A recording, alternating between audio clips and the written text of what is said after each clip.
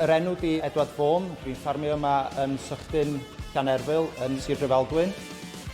Da ni'n ffarmio beef a defed. Yn 2012 gesyn ni arallgyfeirio. Un o'r pethau cyntaf oedd adeiladu'r felin wynt. Oedd hynna i sicrhau lleihau costa ni ar y ffarm. Adeilad som yr treiliwr anaerobic.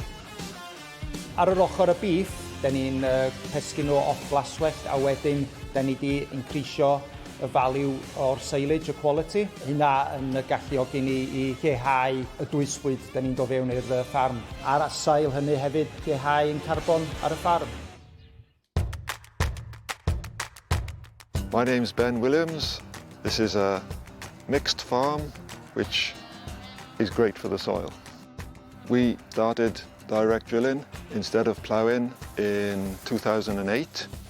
Scientists have worked out that we can sequester 8.9 tonnes a hectare a year of carbon into the soil. And that's about the same for direct drilling as for paddock grazing. I've done carbon footprint calculations. We've come up with a negative carbon footprint for the whole farm.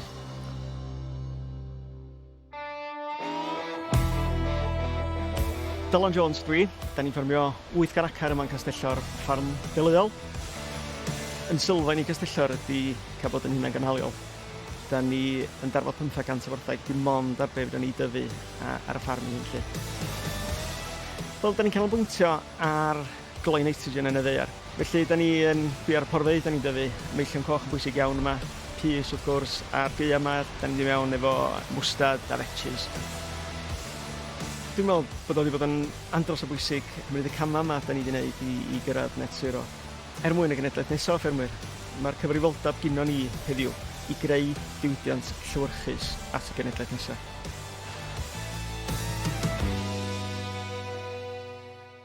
Well, we have a winner and llongyfarchiadau mawr felly. By'r safon yn hynod eichen i Mr Edward Vaughan, Sychdyn Llanerfil, Welsh. Llongyfarchiadau mawr. Diolch ymlaen, Edward. This is a farming enterprise within renewables, a wind turbine erected in 2014 and then an anaerobic digester in 2015. Planting of new hedges working towards sustainability and efficiency and exports surplus electricity. Ie, dyma fo'r gwr sy'n dathlu. Edward Vaughan, Sychdyn Llanerfil. Powys. Sut nes di ymateb pan glywis di'r cyhoeddiad, Ed? Wel, mae rai fi gyfadde o'n dipyn o sioc. Wrth gwrs, achos mae'n gymaint o fraint ac yn anrhydedd ennill. A cael gweld yr enillwyr yn y gorffennol. Ti'n meddwl be, o'n i'n gweld pawb bod y gwmpas di amaethwyr ddo ia heddiw yn edrych ac yn adnabod ac yn cofio'r enwa sydd ar hwn, achos maen nhw'n cynrychioli gymaint o wahanol bethau yn hanes diwydiant amaeth Cymru, dydyn? Wel, wrth gwrs, dyna be di'r teitl a Syr Bryner mae yna wahanol dibynnu ar y flwyddyn a'r teitl, so dyna di. Ac unlenni oedd net zero. Ie, a dipyn o her. Dipyn nath ysbrydoli di fynd ati i wneud yr hyn nes ti. Ac i'n atgoffa ni, beth yn union ti wedi wneud ar y ffarm? Wel, ffarm draddodadol ydi, mewn ffordd beef a defed, a wedyn da ni wedi arall gyfeirio. Ac mae'r broses wedi bod yn un eitha hir dymor. Ac obviously, wan ydy'r gair o'r foment ydy carbon a net zero. A faint o ystyried, faint o bryder ydy hwnna i amaethwyr heddiw wrth feddwl am drosglwyddio'r diwydiant yma i ddwylo'r dyfodol, ynddo? Wel, yndi, mae'n bwysig, obviously, achos da ni o dan dylanwad yr llywodraeth a bethau.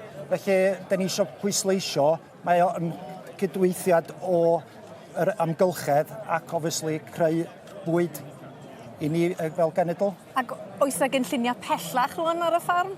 Wel, wrth gwrs, mae yna targedau, a obviously, da chi gallu gwella a symud mlaen o hyd. Pwy sy'n dysbrydoli di? Pwy di dylanwad penna di bod arno ti?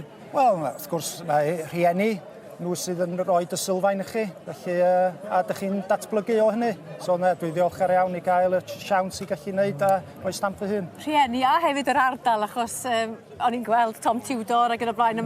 Da chi gyd yn rhyw frawdoliaeth yn dydach chi, gymaint o edmygedd o'ch gilydd hefyd, a chefnogaeth, dwi'n siŵr? Wel, wrth gwrs. Ynddi, mae'n golygu lot gweld enwedig, fel da chi'n dweud Uncle Tom ar yr enw, ynddi. Ie. Pwy sy'n mynd i fod yn polisio hwn o'n Ted? Wel, dechrau fo ma'r am wneud, dwi'n mynd gwrs. Wel, chdi bi efo, ynde? Ac, fel dwi'n deud, mae'r enw arno fo, mae hwn yn dipyn o drysor, yn dydi? O, yndi, mae yn anrhydedd yn fwyaf, yndi. Wel, deud nes ti'r rhaglen o Sul, petai na fuddugoliaeth yn dod, illa ma... O, un y ddau, ie. Un y ddau, cwbl o beins ydys di. Fi rhaid ty llundol fyny'r pocedi. Wel, datla mewn steil, mae'r gwaith caled wedi cael ei wobrio heddiw yn dydi, a fel teulu, mae pawb yn llawen iawn yma. Llong gyfachedd o calonog i ti. Diolch yn iawn chi. A iawn ti.